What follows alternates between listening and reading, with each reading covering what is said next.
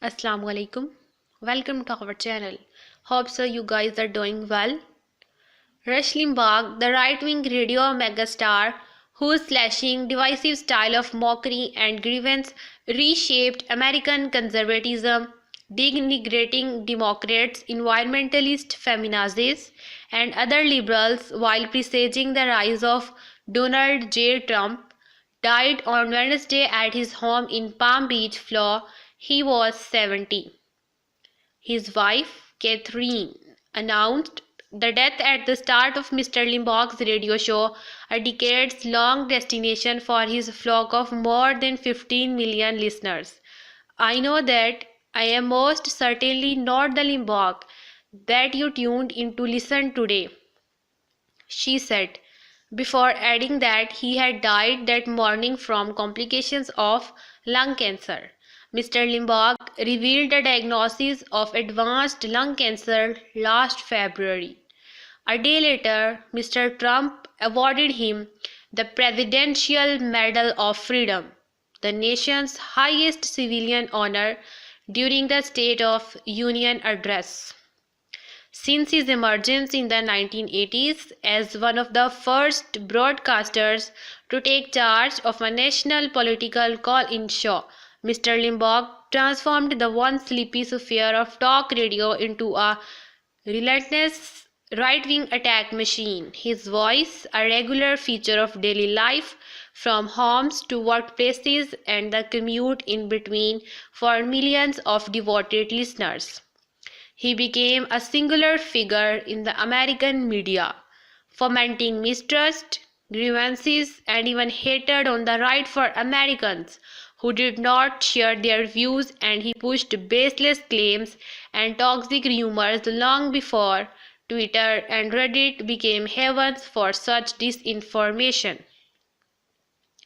In politics, he was not only an ally of Mr. Trump but also a precursor, combining media fame, right-wing scare tactics, and over-the-top showmanship to build an enormous fan base and mount attacks on truth and fact.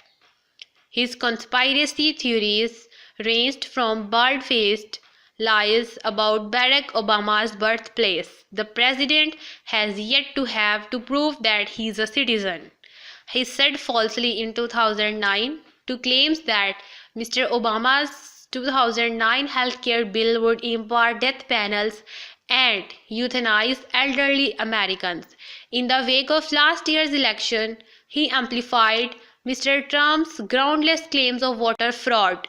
On President Biden's inauguration day, during one of his final broadcasts, he insisted to listeners that the new administration had not legitimately won it.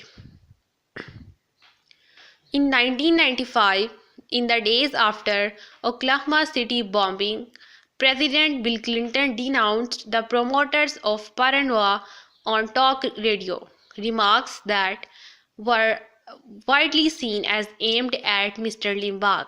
We hear so many loud and angry voices in America today, whose sole goal seems to be to try to keep some people as paranoid as possible and the rest of us all torn up and upset with each other, Mr. Clinton said. Mr. Limbaugh's immense popularity had a profound effect on the country's media landscape. Dozens of right-wing talkers cropped up on local radio stations emulating his divisive commentary. There is no talk radio as we know it without Rush Limbaugh. It just does not exist. Sean Hannity, the conservative Fox News and talk radio star, said in a tribute to Mr. Limbaugh on Wednesday. I had even made the argument in many ways there's no Fox News or even some of these other cable networks. In the Limbaugh lexicon, advocates for the homeless were compassion fascist, women who defended abortion rights were feminazis, environmentalists were tree-hugging wackos. He called global warming a hoax and cruelly ridiculed Michael J. Fox, imitating the Tremors